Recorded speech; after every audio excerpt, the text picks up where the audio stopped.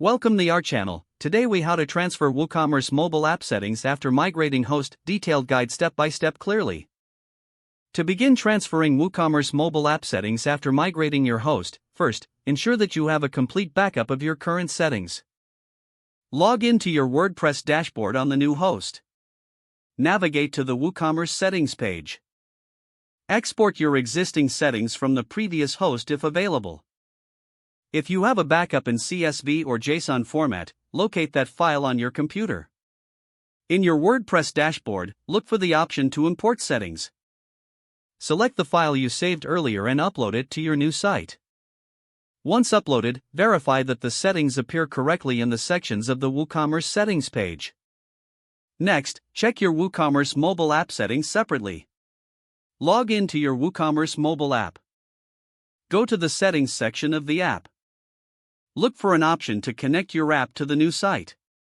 Input your new store URL and API keys if prompted.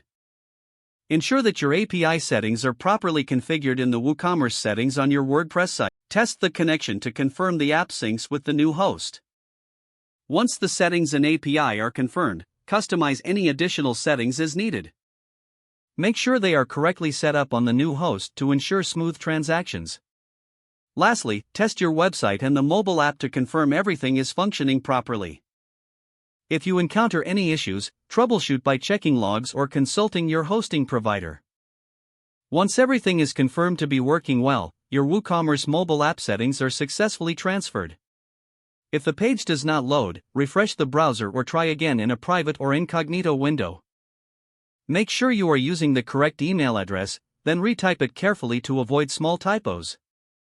If your password is not accepted, use the reset option and create a new strong password you can remember.